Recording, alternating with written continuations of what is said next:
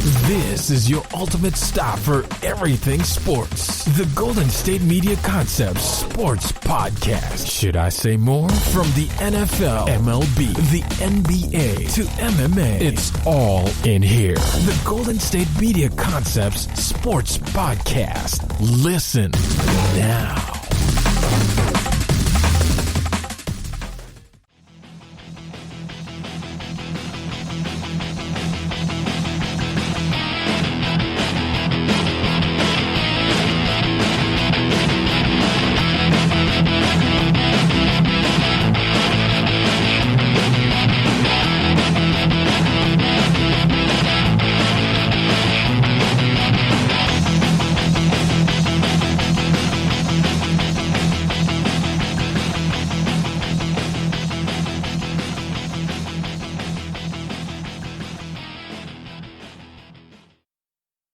Hello and welcome back to the GSMC Sports Podcast, brought to you by the GSMC Podcast Network. I am your host, Alex Masford. Thank you so much for tuning into today's episode and to be continuing to listen to the show. If you are a returning listener, we really do appreciate you. I hope you all had a happy holiday. I hope you all had a good, New Year's, everything like that. We got a lot to talk about in today's episode. Before I start talking anything sports, I want to remind you all of a couple of things. First of all, please subscribe to the podcast if you haven't done so already.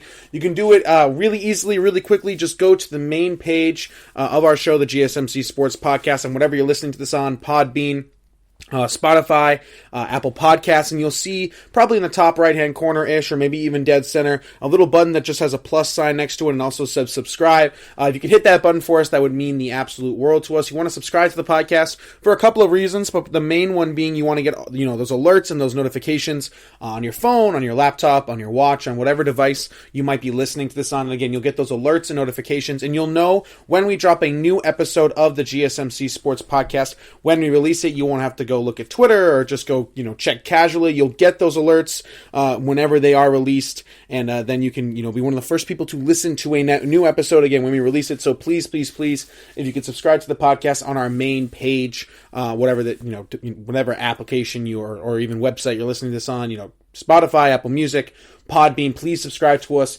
on all those great platforms. We would really appreciate it. Again, please subscribe to the podcast. Also, don't forget to leave us a 5-star review or just a positive review in general if you are enjoying the content and discussion points of the show, the production, everything that goes on behind the scenes with our great team as well. So if you're just enjoying the show overall, we'd love it if you leave us a 5-star review or just a positive review in general on that same main page, on that same website or application. Again, Spotify, Apple Podcasts, or Podbean. You can leave us a review. If you want to write something, you can do that as well, but as long as you just leave us a positive review or just a 5-star review, we would really appreciate that if you are enjoying the content of this show just in general. So again, please don't forget to subscribe to the podcast and leave us a positive review or just a 5-star review, in general, anything like that. And also, if you could give us a follow on all social media platforms, Twitter, Facebook, and Instagram is where you can primarily follow us. Just overall, we would love to interact with you guys more on there. So if you follow us on all of those great social media platforms, again, Twitter, Facebook, and Instagram.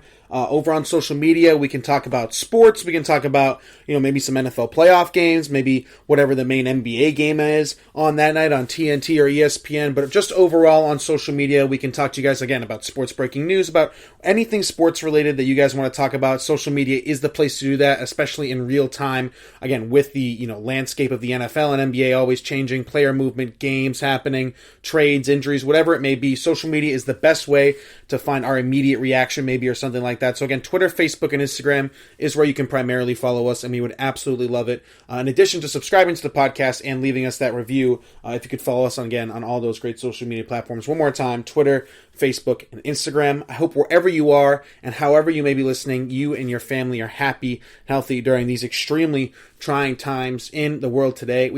We have a fantastic show for you all today. Coming up later on in the show, we have some relatively breaking news coming from today that Urban Meyer, the former head coach of obviously the Florida Gators back in the day, and of course leading probably the best stretch of Ohio State football ever, unless you consider what Ryan Day is doing right now. Urban Meyer is the new head coach of the Jacksonville Jaguars. We'll break that down and why I think the Jaguars might have had the best head coaching hire anybody could have had this offseason, and why the Jacksonville Jaguars might be poised or be in a position Houston to run the AFC South for the next couple of years. That'll be coming up later on the show. Of course, the Deshaun Watson rumors are ever circulating and continuing day by day. We have another sort of little update, kind of big, at least in my opinion, again involving Andre Johnson, one of the best Texan players ever. Why I have completely flipped my tune, and now I do believe Deshaun Watson will be asking for a trade. That's how big I think what came out yesterday is. So again, I'll tell you why I think Deshaun Watson will now definitely request a trade. Before I said I don't think it's likely that he would request one / he'll be moved. Now I'm starting to believe that he might be in this NFL offseason, so we'll get to that. And, of course, we'll get to the Saturday games. This is my last episode before the Saturday playoff games.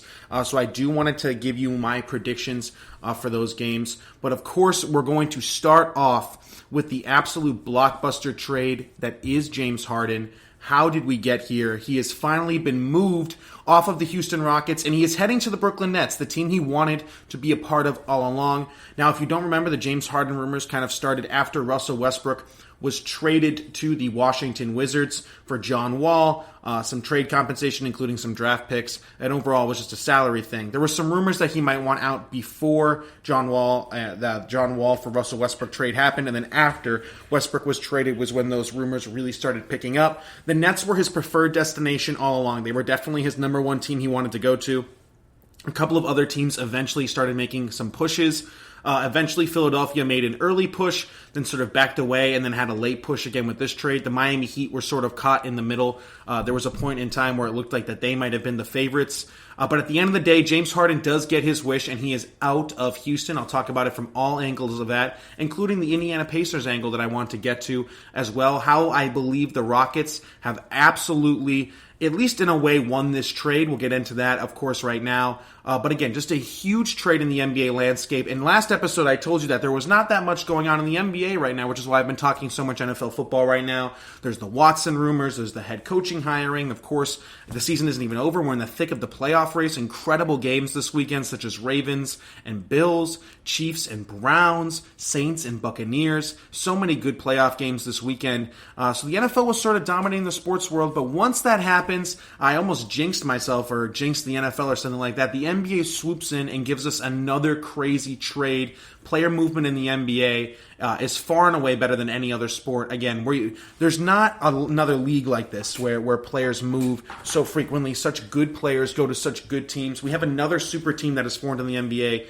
in Brooklyn, and it's absolutely fascinating. So I want to attack every single angle of this. First off, we'll just talk about how did we get here. So James Harden had sort of a nasty breakup with Houston. Like I mentioned, he officially requested the trade right after the Russell Westbrook trade happened for John Wall. He held out when sort of on a party club, if you want to call it that, sort of like tour. Right before was a COVID risk, sat out, didn't really practice, came in out of shape. And looked like he wasn't trying when he was playing the games for the Houston Rockets. Now, where I will give James Harden credit is he didn't show up for games. Eventually, he did play each and every game for the Houston Rockets, but did not play well, looked out of shape, looked, I don't want to say like he looked tired, but he looked like he didn't want to be there, right? And then a few days ago, or I think about 2 days ago when you're listening to this, James Harden came out after a night game that the Houston Rockets had and pretty much said, I think it was after the Laker game, I've done everything I can, I've given everything to the city, but I don't think this can be fixed. And pretty much openly admitted that he wanted to trade. And once that came out, he wasn't going to stick around in Houston for very long. He wasn't at the practice the following day, and that's when Woj and Shams started going on, Twitter bomb tirades, saying that a trade was going to happen sooner rather than later, and it came down to the Philadelphia Sixers and the Brooklyn Nets, and it appeared that a team like the Miami Heat and Boston Celtics, who were both involved in some level of aspects, thought the price was probably too high for a 31-year-old James Harden, and withdrew their offers / didn't really communicate with the Nets at that point. So again, it came down to the Philadelphia 76ers and the Brooklyn Nets, and we obviously now know that he went to the Brooklyn Nets. The Philadelphia side of it would have had to given up Ben Simmons, Matthias Thybulle, Tyrese Maxey, who's having an incredible rookie season so far, even though he's getting a lot of shots up because of the COVID issues that Philadelphia was dealing with for a while. But nonetheless, he's having a great season, and picks and pick swaps, of course. Philadelphia thought that price was a little bit too high and backed off of that. They retained their young core, and Daryl Morey, to his credit, keeps his word that Ben Simmons is a part of the Philadelphia 76ers for the future as it appears right now. And of course, we have the final trade, which I'll read off to you right now. Here is every single piece of the 4-team deal is what it ended up being in order to make the money work and everything like that. And there's other aspects of this as well. So let's get into it right now. So first of all, the Cleveland Cavaliers were one of the teams that were involved. So in the trade, they got Nets center Jared Allen and Taurean Prince. Jared Allen was probably a huge get for them. He solidifies the center position of the future in Cleveland. Despite what Andre Drummond is doing, I'm assuming he'll probably get moved at the deadline to a contender. Jared Allen, only 22 years old, solidifies that center position in Cleveland, who's had a hot start given their woes recently since LeBron James left. Colin Sexton's looking incredible this year. Darius Garland is obviously developing. Kevin Porter Jr. is obviously developing. And now you've solidified the center position in Jared Allen and also added a nice role player in Taurean Prince. Of course, the Brooklyn Nets received MVP scoring title champion James Harden and a second-round pick. The Indiana Pacers were another team involved, and they received Karis LeVert and a second-round pick. So the Rockets don't get Karis LeVert because they decided to reroute him to Indiana for Victor Oladipo, Dante Exum, Rondas Kukonis, 4 first-round picks, all unprotected, and 4 first-round pick swaps, which are all unprotected, which pretty much equals the next picks in 2022, 2024, and 2026. The Cavaliers pick in 2022 via the Bucks. Those are all first-rounders. And then the pick swaps with the Nets in 2021, 2023, 2025, and 2027. So a absolutely huge haul for the Houston Rockets. And I think the biggest surprise of the trade actually wasn't that James Harden went to Brooklyn. We all knew that that was a real possibility, that they had a strong offer that they could give. The biggest surprise with me was the fact that Karis LeVert's on the Pacers and Victor Oladipo is on the Rockets. So I want to get to that angle as well. And of course, I do want to tell you why I think the Nets do match up with the Los Angeles Lakers at this point. And the first thing that we need to talk about, though, is how good can this Brooklyn Nets team be? Now, this is the interesting part, because a lot of people have made the comparison to the Big Three Miami Heat, that this is going to be an absolutely hated team. And I agree with you. Some of the most hated teams of all time are always like these Big Three super teams. We saw it with the Miami Heat. We saw it with the Golden State Warriors once they added Kevin Durant. This team is going to be like that. A lot of players on the Brooklyn Nets, those superstars, are already not liked really to begin with. A lot of people consider Kevin Durant a snake for what he did to Oklahoma City going to Golden State. Kyrie Irving does not have the greatest image right now due to what he's doing. He keeps missing games for personal reasons, which I totally respect if it's for mental health and things like that. But it doesn't appear that he's communicating that to the Nets properly, so he doesn't have the greatest image right now. I saw that Stephen A. Smith of ESPN called for Kyrie Irving to retire, which was interesting. And of course, James Harden has now not built up a great reputation around the NBA for how he handled this Houston Rockets situation. And he already didn't have a great reputation for his flopping / underplaying and underwhelming playoff performances and just his play style overall. So the number one question that a lot of people ask for is this team going to be hated as much as the Miami Heat and the Golden State Warriors? And I would say yes. 100%. I think this team is going to be heavily scrutinized, heavily criticized, and it's going to be interesting to see how that plays out, considering Kevin Durant, Kyrie Irving, and James Harden aren't the biggest fans of the media overall. Obviously, KD had some things with burner accounts. Kyrie Irving came out and said that he wasn't speaking to the media at the beginning of the year, and James Harden obviously hasn't handled the Houston Rockets questions greatly at the end of interviews either. Like DeMarcus Cousins said, that the disrespect started even before those quotes came out. He was not happy, of course. But at the end of the day, the Brooklyn Nets do have 3 incredibly talented offensive players in the league. You could argue probably 3 of the top 7 just pure scorers in the league when you want to look at it. At least 2 of the top 3. I mean, when you look at pure scorers in the NBA, I put James Harden as number 1. Kevin Durant is definitely up there at 2 or 3. You obviously have to throw LeBron up there, Giannis, things like that. But you're talking about 3-level scorers, guys who can get it done around the rim, in the mid-range, and from the three-point shot. I don't know if there's ever been a better collection of talent just from an offensive standpoint. We obviously know Wade, Bosh, and LeBron were obviously incredible, but LeBron and Wade weren't elite three-point shooters, and neither was Chris Bosh at that point. But then, of course, you get into the Golden State side of it. What about Steph, Clay, and KD? Clay didn't do a lot around the rim and off the dribble and things like that. These 3 guys in Brooklyn, again, maybe they don't reach the success of the Miami Heat or don't reach the success of the Golden State Warriors because of other reasons, chemistry, only one ball. But these 3 guys are elite scorers at all 3 phases of the offensive game, which is kind of ridiculous at this point. So again, when we talk about about, there's only one ball, who's going to play off ball. Those were legitimate questions for the Miami Heat Big Three and the Golden State Warrior Big Three, but they also had pretty easy answers. Chris Bosh was the one who decided to take a step back, and D Wade played a little bit more off ball than he usually did. And we all knew Klay was already an off ball type of player to begin with, and Steph took a little bit of a step back.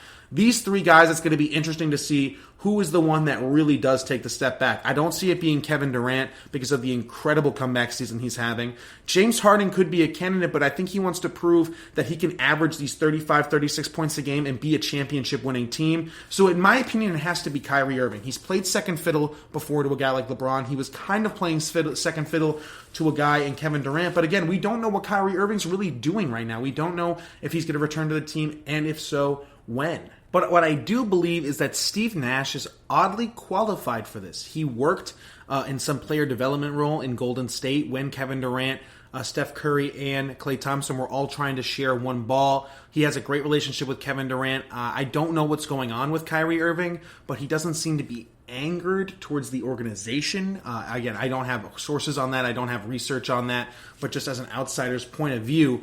But at the end of the day, again, the Brooklyn Nets assembled James Harden, Kevin Durant, and Kyrie Irving, which in a lot of people's mind would put them as the odds-on favorite for the championship, let alone the East. Now, I don't want to give them the odds-on favorite to win the championship. I still believe that goes to the Los Angeles Lakers, and I'll get to that matchup in a minute here. But the newly acquired Big Three in Brooklyn does make me think that they are the best team in the Eastern Conference. You look at some of these other teams, the Miami Heat, the Boston Celtics, the Philadelphia 76ers having a strong start to the season, and of course the Milwaukee Bucks. I'm not sure if any of those teams can compete and score as many points as, again, Kyrie Irving, assuming he comes back, James Harden, and Kevin Durant. The Miami Heat are struggling on defense right now. Again, they're dealing with huge COVID issues. They only have 8 players available right now, so it's hard to really gauge their season. Boston's dealing with COVID issues as well. Philadelphia looks legit, but they've had some close wins that they probably should have, beaten them by a lot more. They let the 8-man Miami Heat team without, Butler, Bam, and Dragic take them to overtime, which is a little bit iffy there. They seem very Joel Embiid dependent and relying on. Not that that's necessarily a bad thing. The Lakers are very LeBron James dependent, and the Heat are very Jimmy Butler dependent and Bam Adebayo dependent. So it goes around for the whole league, but still, if you're talking about championship teams that win a championship, they're not usually one guy developed. There's more of a team. The Lakers use a lot of AD. They relied on their role players. They got better this offseason, adding Montrezl Harrell, Dennis Schroeder, some of these other guys as well. So let's get into it. This matchup now is what everybody's talking about. We know that the Nets are going to be incredible offensively, right? James Harden and Kevin Durant are friends on and off the court. Kyrie Irving, I think, will eventually come back and fit his way into things. And we know Kyrie's an elite scorer. Even if he does end up being the Bosh or the Klay Thompson and taking the ball out of his hands a little bit more, Kyrie's still going to get you 20-plus. Easily, in my opinion, and very efficient numbers as well. KD, while he averages a lot of points, doesn't actually shoot a ton. He's very efficient as well. So I still think Harden will be able to get his 30-plus points a game. Don't know if he will be getting 37 like he was averaging in Houston. It might dip to about 30, 28, something like that. That's nothing to be ashamed of. That's still competing for a scoring title, one of the best all-around scorers in the game. But everybody is now assuming that it's going to be Nets versus Lakers in the finals, and I think that's a fair assumption at this point. Again, I don't know if any of these Eastern Conference teams, some of them struggling, like the Miami Heat, like the Milwaukee Bucks right now, and the Boston Celtics with COVID issues, of course. I don't know if they're going to be able to match up to the level of the Brooklyn Nets if everything goes right with Kyrie and this offense. Now, I don't think they're going to be a great defensive team. I think they lost a lot of defense in Jared Allen. It's kind of unclear who's going to be playing center right now. DeAndre Jordan is a veteran, of course, from the LA Clippers, but from what I gauge, he's not the greatest right now. At least just his play and his production, it hasn't been great. So it's going to be interesting how they see it, but they still have that spacing with Joe Harris, and they got to hang on to Spencer Dinwiddie, which will be big when he recovers from his partially torn ACL, which will be big for the second unit. So you look at this Nets team, and you look at this Lakers team, and I think it's a fair assumption to say at this point, at least in my opinion, bearing any injury or COVID or things like that, that's going to be the finals matchup. And I think we are in for one of the greatest finals of all time. I am so excited about it. Some people are a little bit upset that, the NBA parity is dead again, and we know who's coming out of the East, we know who's coming out of the West. Again, I tend to agree that it is going to be Nets versus Lakers, but that doesn't mean it's not going to be entertaining. That doesn't mean that the Miami Heat versus Nets Eastern Conference Finals or Philadelphia versus Nets Eastern Conference Finals or Celtics Nets Eastern Conference Finals isn't going to go 6 or 7 games and be entertaining. But yes, if I had to bet money on it, I would tell you it's going to be Nets versus Lakers in the finals. But that would become one of the best finals of all time. You have LeBron James, the best player in the world, Anthony Davis, the best big man in the world, going against Kevin Durant, his resurgence, probably the second best player in the world if we're being honest at this point. You already know the rivalry Kevin Durant and LeBron James have had throughout the years, going back to their Heat Thunder days, and then their Cavs Warriors days, and now we're here at the Lakers Nets days. I cannot wait for it. You already know the beef that Kyrie Irving and LeBron James have. Add all that to James Harden with his scoring prowess and Anthony Davis just for the talent level of all of it as well. And you have big markets. You pretty much have New York and Los Angeles. And whether the Knicks like it or not, the Brooklyn Nets are the face of New York basketball right now. And I do believe New York is the mecca of basketball, as Rappaport would like to say, of course. But at the end of the day, that doesn't necessarily mean that the New York Knicks are the face of New York basketball anymore. It's the Brooklyn Nets. And we're getting New York versus Los Angeles probably in the finals, and it's going to be fantastic. But if I had to pick someone right now, I still believe the Los Angeles Lakers are the best team in the league. I just don't think it's... I used to say that they're far and away the best team in the league now. I don't think so. I think it's a little bit closer, and I think this series could go 6 or 7 games in June or whenever it's happening. Again, we're going to have LeBron, Anthony Davis, Dennis Schroeder, Montrezl Harrell versus, oh my God, Kevin Durant, Kyrie Irving, James Harden, Joe Harris for the shooting, Steve Nash, head coach. That's going to be another star factor element added to it. Mike D'Antoni. Of course, you have Frank Vogel on the other side of it as well. Again, New York versus Los Angeles. It's going to be fantastic. But I am worried about Brooklyn's defense, and I am worried about Steve Nash's coaching experience and his lead assistant being Mike D'Antoni, who hasn't had the greatest reputation in the playoffs. I'm not saying Steve Nash can't coach. I think he can. I think he's a fantastic coach for the offensive side of Brooklyn and that offensive system. But I could see this team being very bad at defense and rebounding in particular. I could see them giving up a lot of second-chance points, and I could see them being a non-physical team in the paint, which is where they're going to come into issues with the Lakers, who have a ton of physically dominant players. LeBron James, Anthony Davis are both guys who prefer to get their points in the paint than outside shooting. And of course, Montrezl Harrell you can throw in there as well as a physical presence in the paint. So that's where the Nets could struggle. But at the end of the day, the Brooklyn Nets, similar to the Golden State Warriors, have the firepower to score themselves out of any deficit, out of any lapse in defense, out of any hole. This team rivals Golden State in the fact that you could be up 8, blink, and be down 5 with a span of a minute. That is the type of potential that this Brooklyn Nets team has now, and I'm absolutely fascinated to see it, and I can't wait to watch it unfold for us, hopefully in the finals at some point, or some of the regular season matchups will as well. I hope Kyrie Irving does eventually return to the Nets. I don't want to believe in the rumors that he could potentially retire, because I really do want to see Kyrie, Katie, and James Harden play together all on the same floor. It would absolutely be awesome to see. And yeah, if we really do get a Lakers-Nets finals, man, it could go down as a sports classic. I really do believe that. Those are my thoughts on the Nets side of this trade, how they did with James Harden. We're going to take a quick break here. On the other side of it, I want to get into the Rockets side of it and a little bit of the Pacers side of it as well. What did these other teams get, why it's big, and why I loved the haul that the Houston Rockets got. We'll get into all that good stuff right after this short break.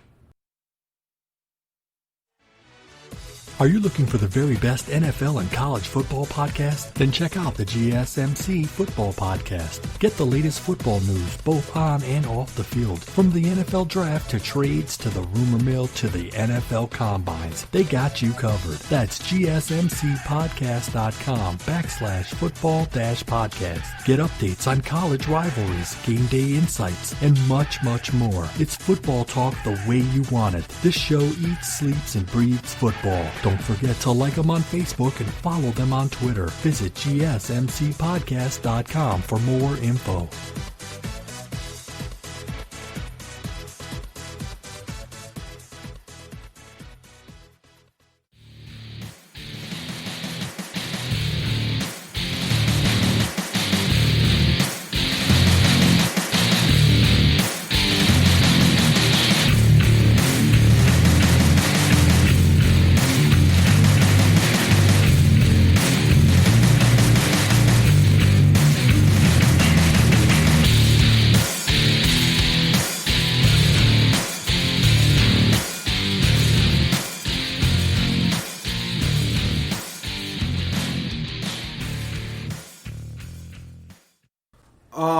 right, and we are back here at the GSMC Sports Podcast, brought to you by the GSMC Podcast Network. Again, I am your host, Alex Mansford. Thank you so much for tuning into today's episode and to be continuing to listen to the GSMC Sports Podcast. Again, if you're a returning listener, we really do appreciate you.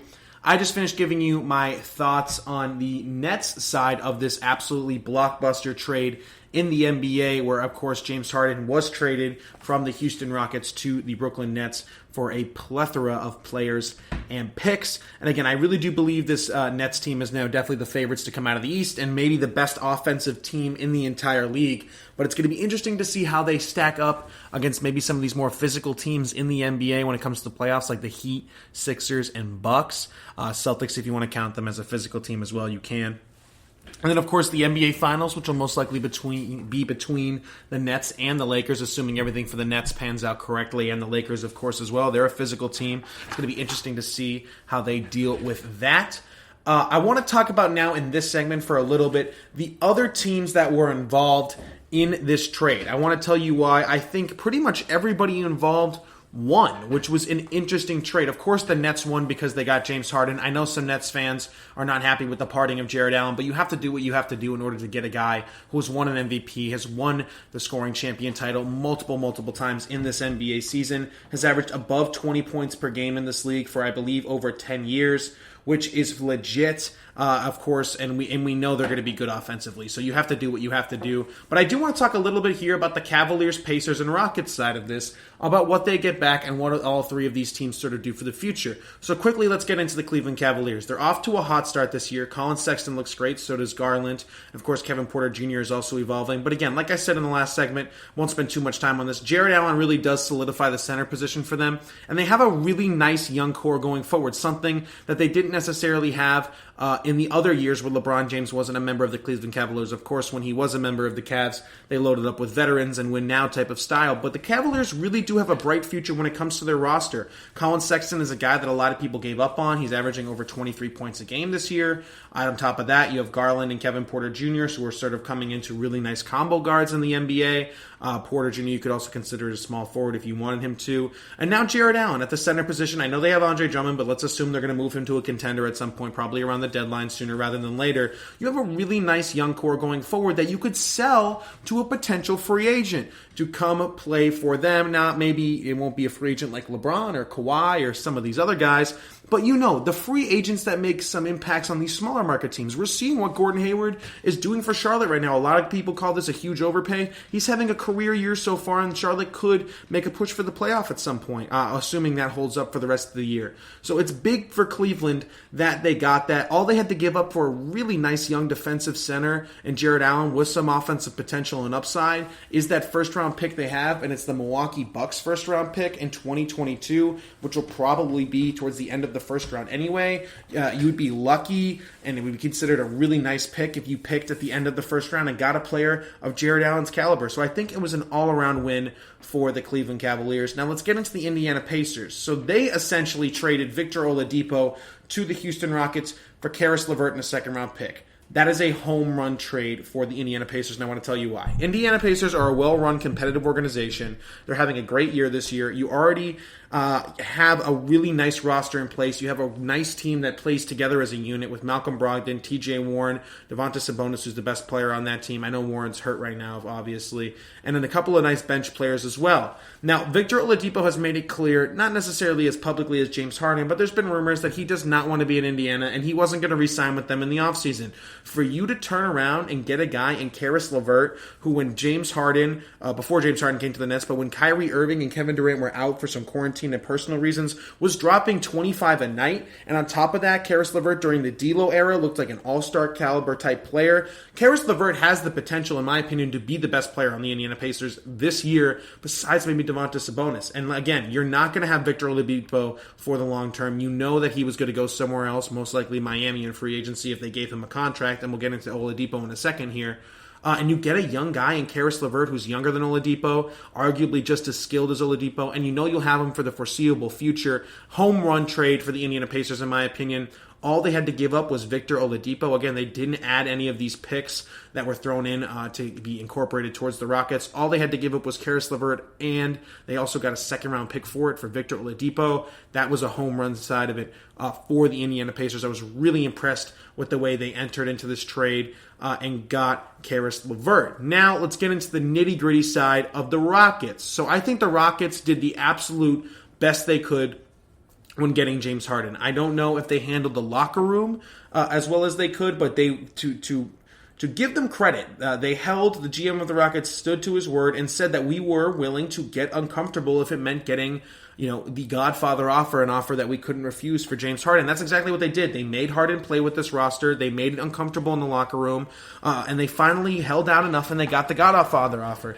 They almost got two, one from the Philadelphia 76ers. If Philadelphia had eventually offered Ben Simmons and Tyrese Maxey and everything like that, that would have been an incredible haul for them as well, but they, I think they got stuck up on including both Simmons and Maxey, if I believe those reports are true. But at the end of the day, the Rockets get Dante Exum and Krukonis, players who aren't, they're just kind of cap filler guys. They're not going to make immediate impact. But you get the 4 first-round picks all unprotected and the 4 first-round pick swaps all unprotected, and you add Victor Oladipo. So the Rockets right now are in a really interesting position with a really weird year in the NBA. Everyone's sort of clogged up in the middle and has similar records. No one has really blown anybody away just yet, besides maybe the LA Lakers, of course. And no one's been necessarily completely terrible just yet, besides maybe teams like, the Washington Wizards and things like that. So now you're telling me that the Rockets, at least until March 4th, before Victor Oladipo could be traded again potentially in another trade package, are going to roll out a starting 5 that will center around John Wall, Victor Oladipo, and Christian Wood, and maybe Boogie Cousins if he gets some starting minutes / coming off the bench. Those 4 guys can make the playoffs in the Western Conference, in my opinion. On top of that, you add PJ Tucker, who's probably on his way out as well, but not just yet, and Eric Gordon as well. And you have a nice roster in a Western Conference where nobody has solidified themselves as, serious playoff teams just yet. There's a lot of teams in the mix, including the Pelicans, the Suns. All of these teams are all sort of jumbled up in the West, and the only thing that we know for sure is the Lakers are the best out of all of them in the West. That's the only thing we know about the Western Conference right now.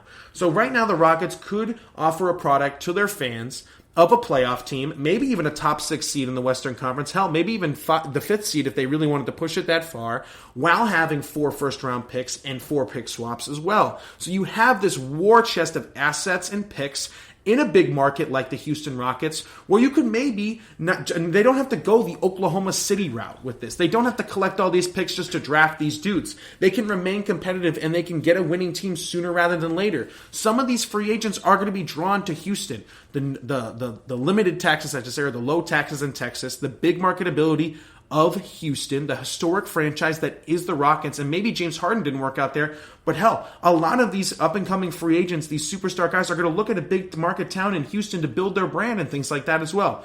And they could turn some of these guys that are already on their roster, if they wanted to go to the Oklahoma City route, and flip them for picks. One of them being Victor Oladipo, as Kevin O'Connor of The Ringer reported, that while Oladipo did want to get out of Indiana, he didn't necessarily want to go to Houston, and he still wants to find his way up to the Miami Heat. That is his goal. He wants to be a Miami Heat player. Victor Oladipo has to be the most loyal Miami Heat player who has never played for the Miami Heat in his life. So now you're talking about Victor Oladipo giving your fans a competitive roster, winning a bunch of games potentially for Houston up until March 4th or 5th when he can be traded again, and then you could flip him and maybe add PJ Tucker to that trade as well to the Miami Heat for some guys back potentially, some younger guys.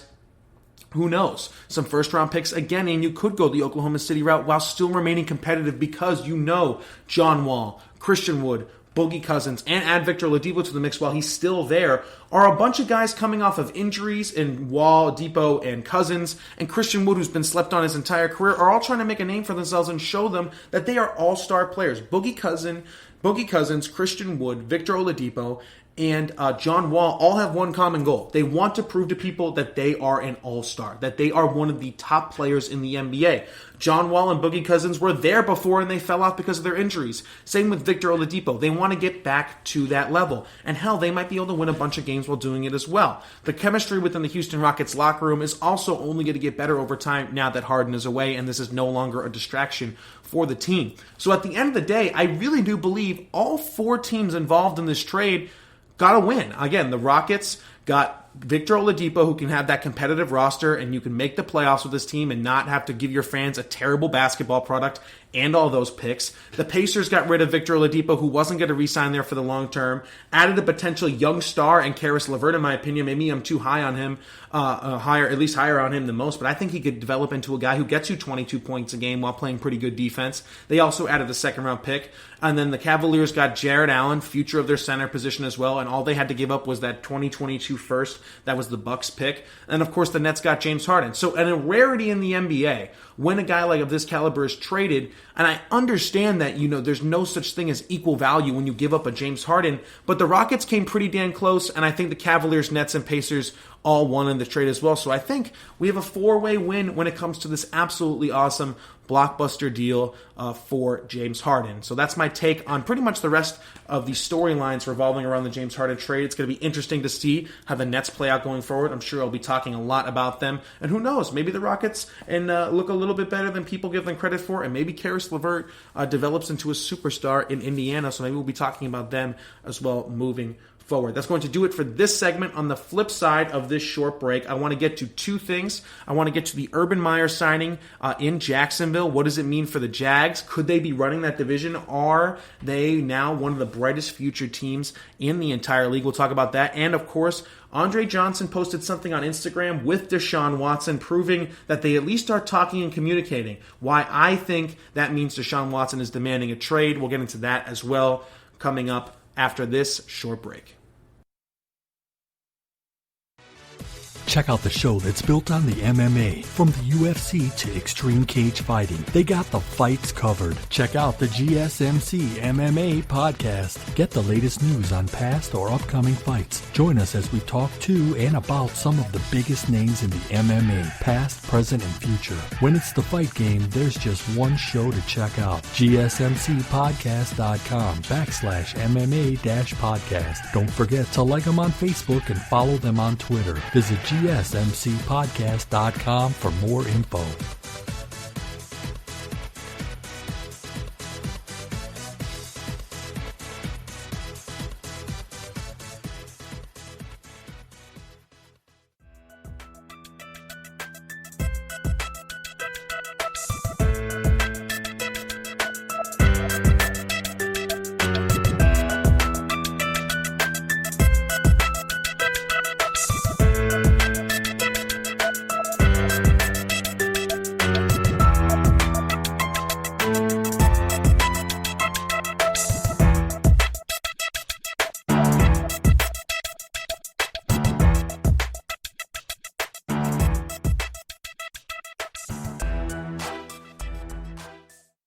All right, and we are back here at the GSMC Sports Podcast, again brought to you by the GSMC Podcast Network. Thank you so much for listening to today's episode and to be continuing to listen to the show. If you are a returning listener, we really do appreciate you. I just finished talking about sort of the other angles of this James Harden trade. Again, I really do believe we had a four-way win with everybody involved. Again, the Nets got James Harden, who was just who they wanted all along. Harden got what he wanted, which was go be a Brooklyn Net and play with Kevin Durant. The Cavs got a future center in Jared Allen. The Indiana Pacers got rid of Victor Oladipo, who wasn't going to sign there long term, and potentially got a young stud star in of course, Karis LeVert. And then finally, you have the Houston Rockets getting all the picks that they wanted and Victor Oladipo, so they still can produce a winning product in Houston at least this year, or flip him and PJ Tucker for some more assets. So I think all around, it was a four-way win. And again, as soon as the NFL and sort of football in general dominates a weekend, the NBA has to come in and give you a crazy trade or a crazy signing or just something absolutely nuts. And that's what the NBA absolutely blessed us with. I still think the NBA is definitely the craziest league in the world when it comes to player movement, and it is so much fun to watch. I want to transition now here to the NFL, as we have probably the first major head coaching signing out of all the teams that are looking for a new one, and it was Jacksonville that got it done first. Jacksonville obviously has 4 first-round picks over the next 2. Oh no, they have. Do they have 4? They might have 4 first-round picks over the next 2 years. I don't remember exactly how the Jalen Ramsey trade details worked out. They might have had 2 last year, and now they have 2 this year. I think that's actually what it is. So they have 2 first-round picks this year. I think they also might have 2 second-round picks. And they have the number 1 overall pick. So, of course, they have Trevor Lawrence, who I have compared to John Elway. I think he is a more polished version of Josh Allen. By that I mean what we're seeing with Josh Allen right now is what Trevor Lawrence will look like coming out of the draft. It won't take him 3 years to develop into this. Now, he might not have the same exact production as Allen does in year 3, but he'll have maybe a little bit worse version of Josh Allen's season right now, his rookie year. I really do believe that. I think he's that good and that special. So Urban Meyer has been considering NFL coaching probably for a while now. He retired from Ohio State. It was apparently due to health reasons, but apparently he is healthy enough to return to coaching. He is familiar with this area. Jacksonville is obviously Florida Gator country. He was a legend at Florida. He obviously coached at Bowling Green before that. Of course, had a couple of great years at Utah. Went on to Florida from 2005 to 2010, and then was at Ohio State from 2012 to 2018. Now, this is a controversial hire, believe it or not. A lot of people think that Urban Meyer will not make it as an NFL head coach, that he's too college-y, that he'll flame out like a Chip Kelly or something like that. I disagree. I think the Jacksonville Jaguars might have gotten the best head coaching candidate on the market besides maybe a guy like Ryan Dable, who I'm really high on as well. Here's the thing at the end of the day. Urban Meyer as a college coach was 187-32. That's an 85% win percentage, and that's at major schools like Florida, like Utah, and of course those dominating years at Ohio State in bowl games. So he played 15 bowl games throughout his entire coaching career. He was 12-3 at those with an 80% winning percentage. All the guy did in college is win. Now, you might argue with me, well, Chip Kelly won a lot in college. Nick Saban won a lot in college. He didn't work out with the Miami Dolphins and things like that.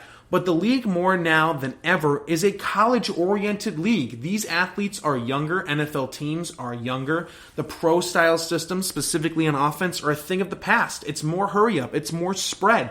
Empty sets. We don't see as much under center as we usually do. And if guys like Cliff Kingsbury can succeed at some sort of level at the Arizona Cardinals, why would I not believe that Urban Meyer, a far and more away superior college coach than Cliff Kingsbury, including the offensive guru aspect of it if you want to incorporate that as well. And Cliff Kingsbury was getting consideration at one point for Coach of the Year, assuming before Arizona sort of fell apart at the end of the season and Kyler was hurt and everything like that. Again, Cliff Kingsbury is still held in really high regard after missing the playoffs at their first 2 years. His job is safe as of right now. You think Urban Meyer, who again had 187 wins at major programs like Florida and Ohio State and college football, and a 12-3 record in bowl games. Again, when the NFL is becoming more and more college-like, specifically on offense, and the rules are becoming more in favorable of offense, they want shootouts, they want high-scoring things. You don't think when you pair up Urban Meyer with maybe the greatest college football quarterback prospect ever, Trevor Lawrence, that good things aren't going to happen? In my opinion, it's an absolutely home run hire for the Jacksonville Jaguars. He's already a legend in that area of the country because of his incredible years at Florida, in which he won the championship, obviously in 2008, and also won, of course, in 2006, and also won 2 other bowl games, the Outback Bowl and the Sugar Bowl as well. So he's already a legend in the Florida Gator area/community. A lot of those people are Jaguar fans. And again, it's not like he's walking into a terrible team. There are some players on this Jacksonville Jaguar roster that I like a lot. Josh Allen, defensive end. Of course, you look at James Robinson, the running back.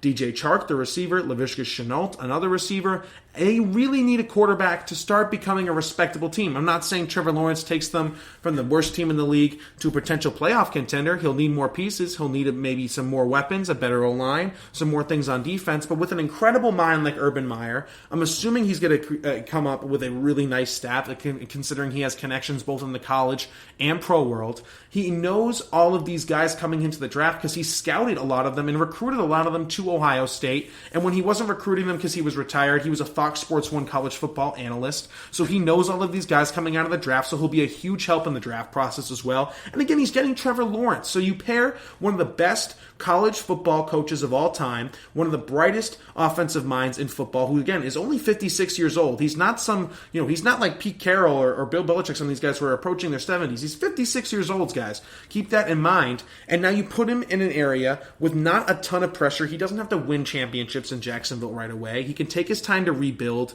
and start up almost like a college football program. And you're giving him Trevor Lawrence. I think good things are going to happen. Now, there are good teams in this division. The Indianapolis Colts are an extremely well-run organization, and Frank Wright's an incredible coach, but they don't have their long-term answer at quarterback just yet, and they don't have a high pick, so it's unclear who will be going forward. The Houston Texans are obviously dealing with a ton of Deshaun Watson drama as we know, which I'll get into either in this segment or the next. And of course, the Tennessee Titans are a good team, but Tannehill's getting older, approaching 32/33 years old now. How much longer will that spark last? Derrick Henry is approaching 30, and we know what happens to running backs when that happens. And again, not that, this division is bad by any means. In fact, I would argue that this division is really, really good, but it's not unbeatable. This isn't sort of like, you have to play the Chiefs twice a year or something like that. Jacksonville, if Trevor Lawrence ends up being what I believe he can be, which is an Andrew Luck, John Elway type prospect, and if Urban Meyer, and again, when the offense in the NFL is more and more being, related to college than ever and copying college than ever with the spread schemes and things like that and the RPO game and the empty sets, I think Urban Meyer's really going to thrive in this environment. I think he's entering professional football at the perfect time. I know a lot of people thought that he should have entered it earlier, but this is the perfect time when the game is more college-styled than ever. And now when you give him a guy like Trevor Lawrence in a market that won't be demanding a lot of success immediately, like a New York, a Los Angeles, a Miami, a Chicago, or even like Pittsburgh or Philly, things like that also matter. And again, he will have the time to develop his product and really develop his team. So I think it was an absolutely home run hire. Everything about the Urban Meyer hiring I really, really like for the Jacksonville Jaguars. All right, that's going to do it for this segment. On the other side of this final short break, I'll be giving you what I think about the Deshaun Watson rumors, and I'll be giving you my predictions for each and every game on Saturday. I won't be giving you my Sunday predictions, but I will give you my Saturday game predictions for those, 2 or 3 playoff games. We'll get into all that good stuff right after this short break. Are you looking for help for your fantasy football team? Check out the GSMC Fantasy Football Podcast. Get today's best advice on who to start, who to sit, even who you should draft. From sleeper picks to red-hot lineups, they got it all covered for you. That's gsmcpodcast.com/fantasy-football-podcast. We'll cover traditional leagues, dynasty, PPR, even IDP leagues. When you need fantasy help, there's just one show to hit up. Don't forget to like them on Facebook and follow them on Twitter. Visit gsmcpodcast.com for more info.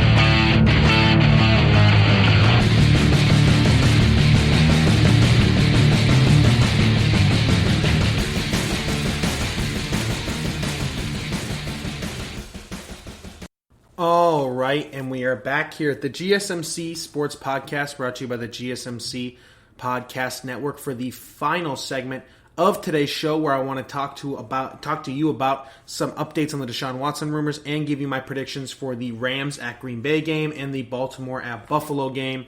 I just finished talking about every angle of the Urban Meyer breaking news hiring for the Jacksonville Jaguars. Again, I think it's a really, really great hire for them. Again, it hasn't officially been announced yet, but everyone is saying that a deal is supposed to be expected at some point today when you're listening to this, which is absolutely awesome for Jacksonville, for Jaguar fans. I think he'll be an absolute home run hire. So now let's get to the Deshaun Watson stuff, because here's another interesting thing. So of course, in my last episode, I talked to you about Andre Johnson's tweet saying that the Texans are one of the worst run organizations in sports and that they ruin guys' career, and Deshaun Watson should ask for a trade. Now, the following night after I recorded that show, Deshaun Watson returned to Houston, and he went to the Los Angeles Lakers game versus the Houston Rockets game. Again, of course, ironically, the same game that Harden made those comments afterward for, so it looks like both Houston stars won out. One got their wish, while Watson get his. Guess who he's with the game with? Andre Johnson. And after the game, Andre Johnson posted a picture of Instagram of him and Watson, of course, at the game together. They sat next to each other the entire game, and it was just the caption, "Stand your ground," in all caps, at Deshaun Watson. Now, Watson didn't interact with the post in any way or anything like that, but that gives me the sense that Andre Johnson is speaking on behalf of Deshaun Watson. Not necessarily on behalf, but there's a connection there.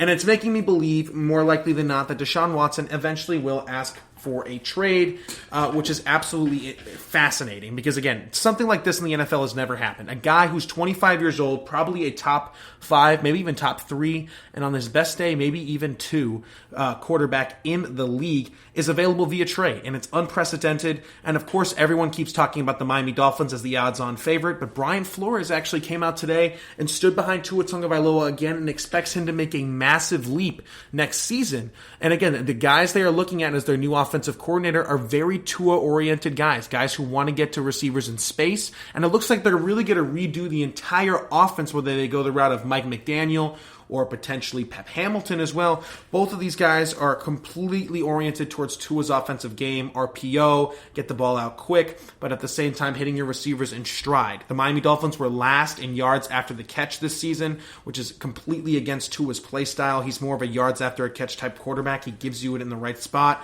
He's not the type of guy to throw on curls and comebacks. He's more of slants and streaks and goes and things like that. So I think the Miami Dolphins actually, even if Deshaun Watson does end up being available, might stick with the Tua route, keeping their arsenal of draft picks, drafting a guy like Devonta Smith at 3, and trying to build around Tua for the future and staying the course. So if the Miami Dolphins are out, given this ESPN article and these Brian Flores quotes, again, Brian Flores could be completely BSing us, and as soon as Watson's available, the Dolphins can make an offer. Who knows? But some of these other teams that should be interested, keep an eye on the San Francisco 49ers. They don't have a lot of draft capital, but they have a normal amount of draft capital. They don't lack it. They could incorporate some young players eventually as well. And Kyle Shanahan and Deshaun Watson pairing would be absolutely incredible and phenomenal. It would put San Francisco in contention for a Super Bowl every single year, in my opinion. With that defense, with Kyle Shanahan as an offensive mind, give him Deshaun Watson with weapons like Deebo Samuel. And again, that defense, I mean, San Francisco would be at the top of the NFC, at least in my opinion, over the next 5 to 10 years. So keep an eye on them. I could see them selling the farm and going after him. And then after that, think of any team that potentially needs a quarterback that Deshaun Watson would consider going to, because again, he has a no trade clause. Maybe Chicago, maybe Indianapolis, maybe New England. These are the other teams that are absolutely have a chance at potentially,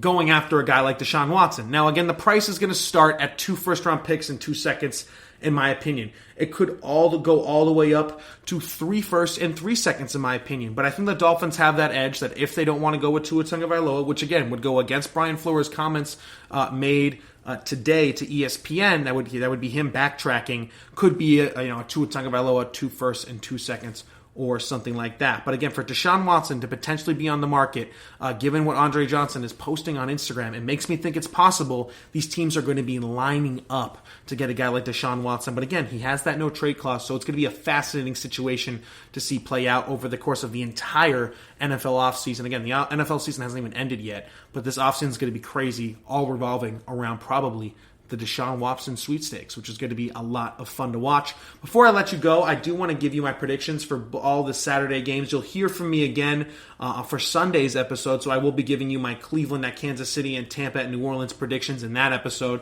But you won't hear from me before the Saturday game, so I'll be telling you about the result on Sunday. So here are my predictions right now for these Saturday games. The 4:35 p.m. Eastern Standard Time game is between the LA Rams and the Green Bay Packers. I think the Packers win. I know it's an obvious pick, but Aaron Rodgers in Lambeau does not lose very often. The LA Rams are still dealing with Jared Goff, who's had a bad thumb and is not playing with a lot of confidence right now. However, I think the game's going to be a lot closer than you think, and if you are going to bet on this game, I would advise you for the LA Rams to cover. I really do believe that this defense and this run game with Cam Akers and Henderson will keep them in the game. The Packers do not have a good run defense. It's going to be a cold, potentially snowy game, so the Rams are going to want to run the ball to begin with, and I think their run game and their incredible defense and incredible secondary will keep the game close. Now, do I think the Packers still win, but by between 3 points and 7? 100%. Again, Aaron Rodgers does not lose in Lambeau very often, and it seems like the stars are aligning for him to at least make the Super Bowl this year, not necessarily win it, and of course win MVP. But I do think the Rams keep this game a lot closer than people think, and I still think Sean McVay was the unsung or untalked about hero from the last NFL wildcard weekend. What he and his defensive staff did to completely contain Russell Wilson and Seattle's offense was incredible, and the fact that they even put some points on the board with Jared Goff playing with pretty much pins in his throwing thumb is absolutely ridiculous. So I think the game's a lot closer than people think, but I do think the Packers find a way to win in Lambeau. And then, of course, we have the incredible game between Baltimore and Buffalo at 8:15. Call me crazy. I think we have an upset here. I think Baltimore will beat Buffalo on a game-winning field goal by Justin Tucker. I think the game will be tough. I think the game will be physical. But I think Lamar Jackson is figuring out a way to win playoff games with his legs. The Buffalo Bills' rush defense is not very good. In fact, it's pretty bad. I know Josh Allen's fantastic, but that offense seems to be a lot of Josh Allen, Stephon Diggs dependent. Marcus Peters is a good enough corner to not stop Stephon Diggs. Nobody can do that, but contain him and give him some problems. And do not surprise me at all if the Baltimore Ravens blitz the crap out of Josh Allen and are constantly pressuring him, forcing him to make decisions. And of course, Josh Allen's playing hot right now and he's on fire. But again, this is still only his third career playoff game. They barely escaped the Colts, who were almost pretty much a Hail Mary, or, Phillip Rivers. They lost by 3, right? The Colts only lost by 3 and they left 10 points on the board. And the Bills look shaky, in my opinion. I think Baltimore goes to Buffalo and pulls off the first upset, really. Except for the Rams game. I guess that was an upset. And, of course, the Cleveland game. But I think they pull off the only upset during the Saturday games. Again, I think the Rams will keep it close, but the Packers will win. But I do believe Baltimore wins a close one in Buffalo.